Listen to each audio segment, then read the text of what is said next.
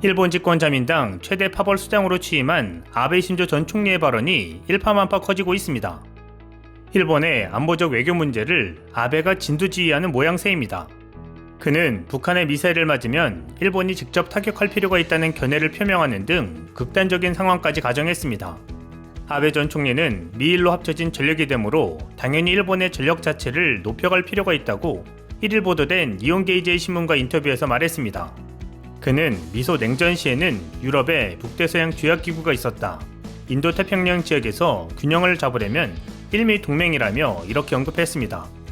아베는 중국은 잠수함이나 항공기 등의 수가 일본의 2배 이상이라고 양국의 격차를 언급하고서 일본의 방위력 확대가 필요하다는 견해를 밝혔습니다. 하지만 방위력 대신 전력이라는 표현을 쓴 점이 눈길을 끌었습니다. 일본 헌법 구조는 국제 분쟁을 해결하기 위한 수단으로서의 전쟁이나 무력 행사 등을 영원히 포기한다고 규정하고 있으며 이런 목적을 달성하기 위해 육해공군이나 여타 전력을 보유하지 않는다고 규정하고 있기 때문입니다. 일본은 자위대를 일종의 방위 조직으로 규정해 일반적인 의미의 군대와는 일단 구분하고 있습니다. 하지만 현직에서 물러난 아베가 개헌에 대한 거침없는 본색을 드러내는 상황입니다. 헌법 개정을 필생의 과업으로 꼽아온 그는 개헌 지지 세력을 규합하기 위해 일부러 논란을 일으킬 표현을 택한 것으로 추정되고 있습니다.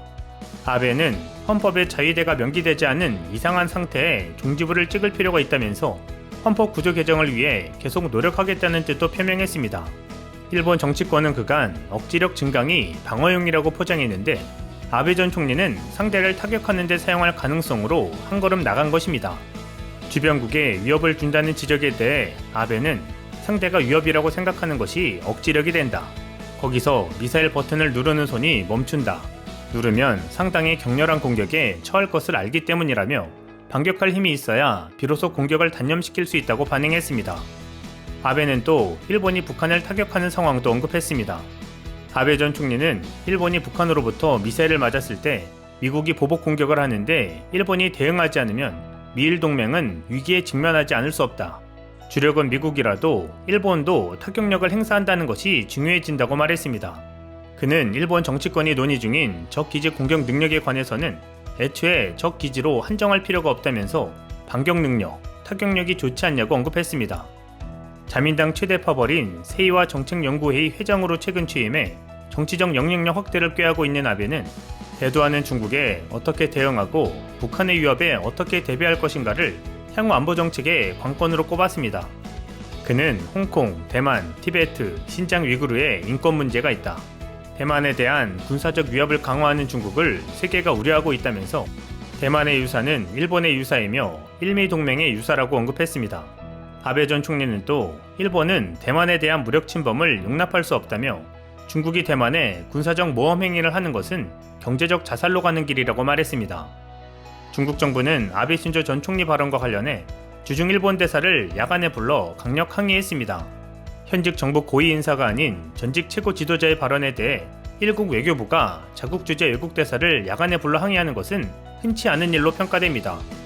이일 중국 외교부는 1일 밤 화춘잉 외교부 부장조리가 다루미 히데오 주중 일본 대사를 긴급 약견해 아베 전 총리가 중국과 관련해 잘못된 발언을 한 것에 대해 엄중한 교섭을 제기했다고 밝혔습니다.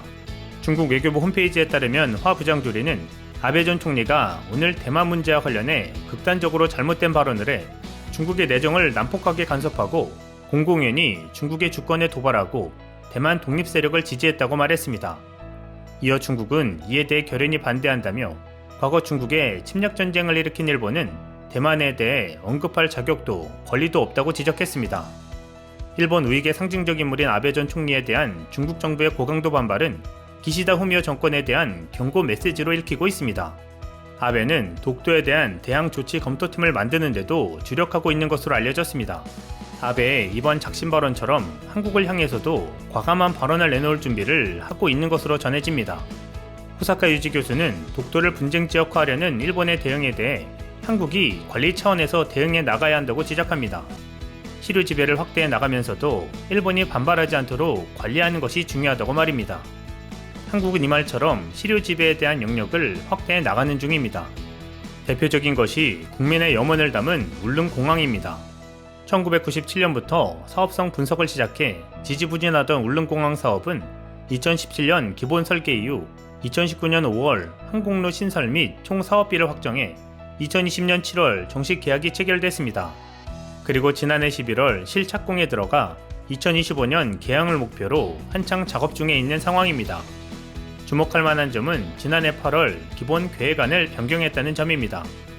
울릉공항의 이착륙대의 폭을 대폭 넓혀 안전한 공항으로의 건설을 시작한 것입니다. 즉, 이 말은 공항의 군사적 활용도를 염두에 뒀다는 말입니다. 애초에 소형 공항으로 계획되었기에 길이 1.2km, 너비 30m였습니다. 하지만 활주로 폭을 30m에서 36m로, 착륙대 폭 역시 80m에서 140m로 확장했습니다. 활주로 양측에는 4.5m의 갓길도 만듭니다.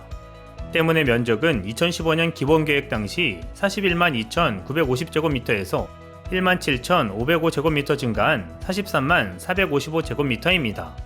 이로 인해 헬기와 소형 항공기 각 2대가 계류할 공간이 추가됐습니다. 다만 1.2km의 활주로 길이가 조금 짧지 않냐는 우려에 대해 국토교통부는 활주로 노면이 젖은 상태까지 감안해 활주로 거리를 산정했기 때문에 안전한 착륙이 가능하다고 설명했습니다. 해외의 소형 공항 사례를 들며 안전한 운항을 하고 있다고 부연했습니다. 해상 초계기나 FA-50의 이착륙이 가능하고 수직 이착륙이 가능한 F-35B나 헬기 등이 작전하는데 지장이 없을 것으로 보입니다. 게다가 울릉공항은 사동항과 함께 건설됩니다.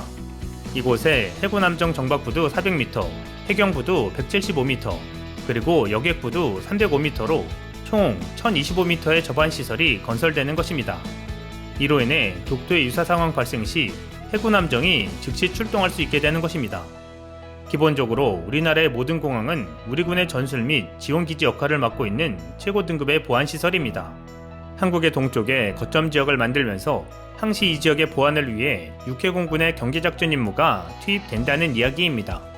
현재 울릉도의 연 관광객이 30만 명 정도인데 공항이 들어서면 연 100만 명 정도로 늘어날 것으로 예상되고 있습니다. 서울에서 울릉도까지 가려면 최소 7시간은 잡아야 했는데 울릉공항이 들어서면 1시간 만에 도착할 수 있게 됩니다. 비용도 열차와 여객선 운임비로만 28만 9,200원이 필요했는데 이후엔 지금보다 훨씬 저렴해질 것으로 예상되어 많은 관광객 유치가 가능해지는 것입니다. 울릉공항 인근에는 글로벌 브랜드 호텔인 라마드 호텔도 13층 규모로 지어질 계획입니다. 이로써 울릉도의 경제가 더욱 발전하게 될 것이고 자연 친화적 생태환경 조성 및 관광 활성화를 기초로 한국의 랜드마크로 만들 계획입니다. 울릉도와 사동항은 우리나라의 군사, 관광, 과학의 전초 기지가 될 것입니다. 또 울릉도의 기능 확대로 인해 독도에 대한 접근성은 물론 한국의 시류 지배를 강화할 수 있는 역사적인 사건이 될 수 있을 것입니다. 이상 CNTV였습니다.